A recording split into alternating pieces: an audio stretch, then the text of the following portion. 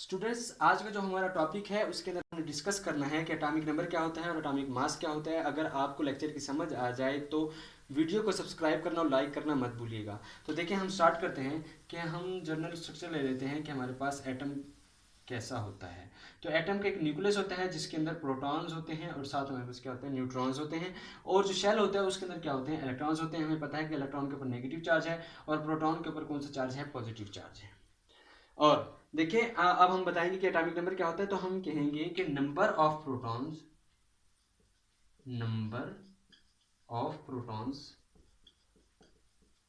In A nucleus number of proton in A nucleus is called a atomic number.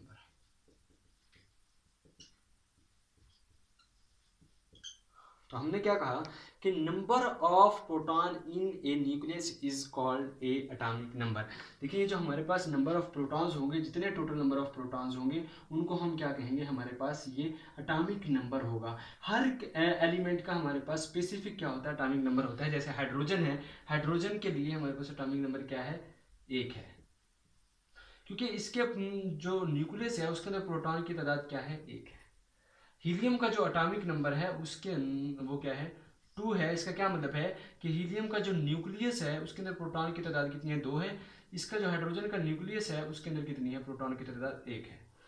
तो हर element के लिए specific क्या होता है, एटॉमिक नंबर होता है। और देखिए, पहले बुक्स के अंदर लिखा जाता था कि आपके पास number of proton in nucleus and और number of electron in a shell is called a atomic number. मतलब वो क्या कहते थे कि आपके पास नंबर ऑफ प्रोटॉन्स कर लें या नंबर ऑफ इलेक्ट्रॉन कर लें, वो हमारे पास क्या कहलाता है, एटॉमिक नंबर कहलाता है। लेकिन अब क्यों नहीं लिखा जाता, क्योंकि देखें, जिस वक्त एटम बॉन्ड बनाता है तो नंबर ऑफ इलेक्ट्रॉन्स चेंज हो जाते हैं। तो इस वजह से अब जो तारीफ है, जो डेफिनेशन है वो यही है कि number of proton in nucleus is called a atomic number. और इसको जो हम रिप्रेजेंट करते हैं वो होता है जेड। इसको हम किससे रिप्रेजेंट करते हैं, जेड से रिप्रेजेंट करते हैं। और अब देखिए, हम एटॉमिक मास, अगर हमारे पास न्यूक्लियस में जो प्रोटॉन है और न्यूट्रॉन है उन दोनों को प्लस कर दें, इसके नंबर को और इसके नंबर को, मतलब जितने प्रोटॉन है तो जितने न्यूट्रॉन है उन दोनों को प्लस करें, तो जो टोटल नंबर ऑफ मास है एटम का आ जाएगा। मतलब एटम का जो टोटल नंबर ऑफ मास है वो आ जाएगा। तो देखें, हम क्या करेंगे, number of proton and number of neutron in a nucleus is called atomic mass। देखिए, एटॉमिक मास को हम मास नंबर भी कहते हैं। इसमें क्या होगा, और इसको जो रिप्रेजेंट करेंगे हम ए से रिप्रेजेंट करेंगे। तो इसमें प्रोटॉन प्लस न्यूट्रॉन का मास जो है हमारे पास क्या कहलाएगा, एटॉमिक मास कहलाएगा, जिसको हम मास नंबर भी कहेंगे और जिसको रिप्रेजेंट करेंगे हम ए से। देखें, अब हीलियम का जो एटॉमिक मास होता है कितना होता है, 4 होता है। क्यों, इसका जो न्यूक्लियस होता है, ये न्यूक्लियस बना रहा हूँ, न्यूक्लियस के अंदर जो प्रोटॉन होते हैं वो 2 होते हैं, जो न्यूट्रॉन होते हैं वो कितने होते हैं, 2 होते हैं।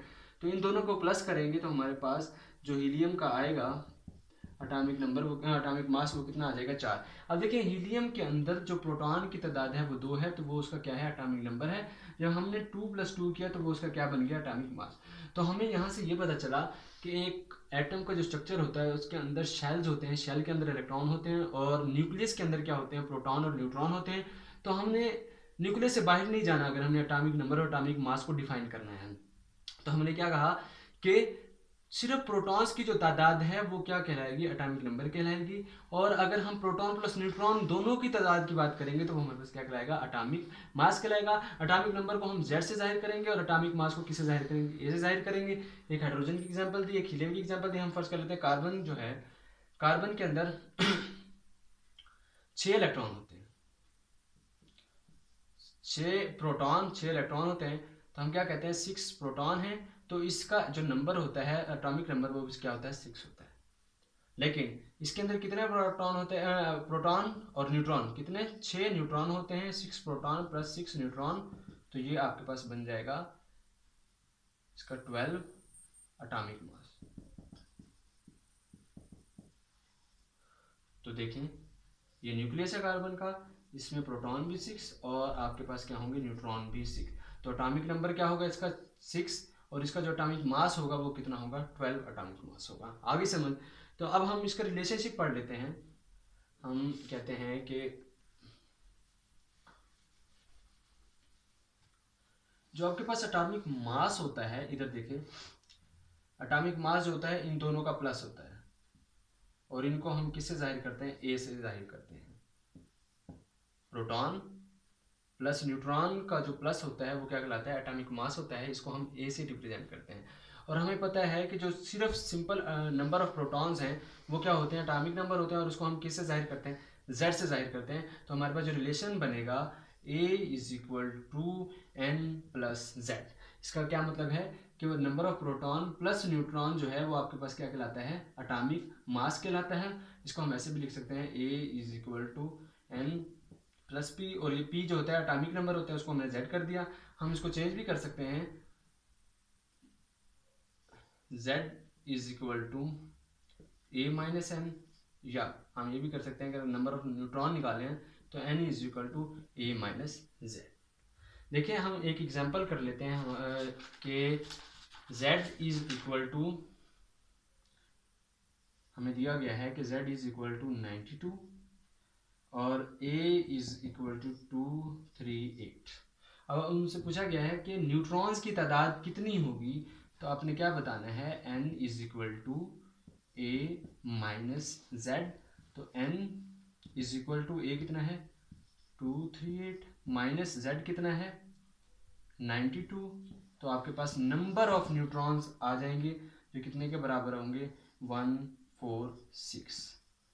तो ये छोटा सा टॉपिक था एटॉमिक नंबर और एटॉमिक मास का। तो हमने क्या बताया कि एटॉमिक नंबर जो होते हैं वो नंबर ऑफ प्रोटॉन्स होते हैं, एटॉमिक मास जो होता है number of proton plus neutrons होते हैं। हमने मास बता रहे हैं, एटॉमिक मास का क्या मतलब है, मास बता रहे हैं किसका, एटम का। तो उसके अंदर इलेक्ट्रॉन्स को क्यों नहीं शामिल किया, क्योंकि हमारे पास इलेक्ट्रॉन का मास बहुत कम होता है, 10 रेज़ पावर -27 के अंदर होता है ये। तो इस वजह से इसको हम क्या कर देते हैं, निगलेक्ट कर देते हैं जिस वक्त हम एटम का मास बताते हैं।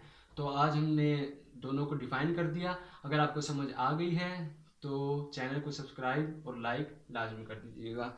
अस्सलाम वालेकुम।